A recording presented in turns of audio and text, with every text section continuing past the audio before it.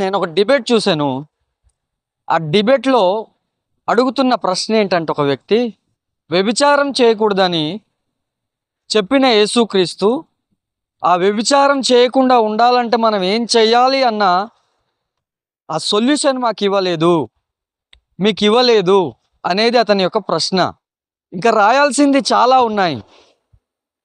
ఈ భూప్రపంచంలో ఉన్న కాగితాలన్నీ కూడా కలగలిపినా కూడా ఇంకా మిగిలిపోతాయి, రాయాల్సిన అన్నోటి ఉన్నాయి అని పౌలు భక్తుడు బైబిల్ గ్రంథంలో ఒక మాట రాయడం జరిగింది. ఈ మాట ఎందుకు అంటున్నాను అంటే, కొన్ని వచనాలను మనం ఆధారం చేసుకొని ఇంకా అంతవరకే స్టాప్, బైబిల్ అసంపూర్ణము, సంపూర్ణం కానిది బైబిల్ అనుకోవడం చాలా బుద్ధి తక్కువ పని, బుద్ధి తక్కువ ఆలోచన. ఎందుకంటే ఒక స్త్రీ తనను ప్రేరేపిస్తుంది తనతో లైంగికంగా కలవాలని, కానీ ఆ కుర్రోడు మాత్రం, ఆ వ్యక్తి మాత్రం అక్కడ ఆ ప్రాంతాన్ని విడిచిపెట్టి నేను ఇంత ఘోరమైన పాపం దేవుని ఎదుట చేయనని అక్కడ నుండి అతను పారిపోవడం జరిగింది. ఇప్పుడు అక్కడ ఏం కనబడుతుంది మనకు?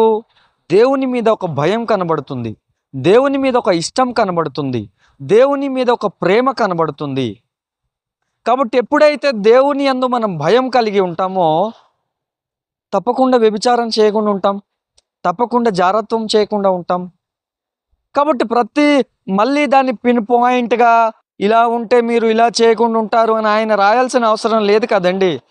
దేవుని భయం మనం కలిగి ఉంటే మన ముందు ఎంత అందగత్తె ఉన్నా, మన ముందు ఎంతటి సౌందర్యవతి ఉన్నా కూడా మనము దేవుని భయం కలిగి ఉంటే ఆ తప్పుని మనం చేయకుండా ఉంటాం. ఇంత చిన్న లాజిక్ని అడిగే వ్యక్తి ఎలా మరి మిస్ అయ్యాడు అన్నది నాకేం అర్థం కావటం లేదు. మళ్ళీ అతను బైబిల్ రత్న అని సంబోధిస్తున్నాడు. అతనంట బైబిల్ రత్న అంట. కాబట్టి ఎప్పుడైతే దేవుని మీద విశ్వాసం ఉంచుతామో, ఎప్పుడైతే దేవుని భయం మనలో ఉంటుందో ఈ గొప్ప పాపాన్ని చేయకుండా ఉంటాం. ఆ ప్రశ్నకు ఇది జవాబు.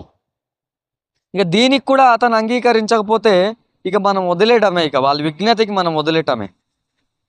కాబట్టి క్రైస్తవులైనా మరి ఎవరైనా కూడా దైవిక భయం కలిగి ఉంటే ఒక తప్పుని మనం చేయకుండా ఉంటాం. టీచర్ భయం మనకుంటే ఇచ్చిన హోంవర్క్ మనం చక్కగా చేస్తాం. టీచర్ భయం మనకు లేకపోతే హోంవర్క్ మనం చేయం. ఎందుకు చెబుతున్నాను అంటే, మనకు ఎంత మంచి అవకాశం దొరికినా తప్పు చేయటానికి దేవుని భయం లేకపోతే డెఫినెట్లీగా చేస్తాం.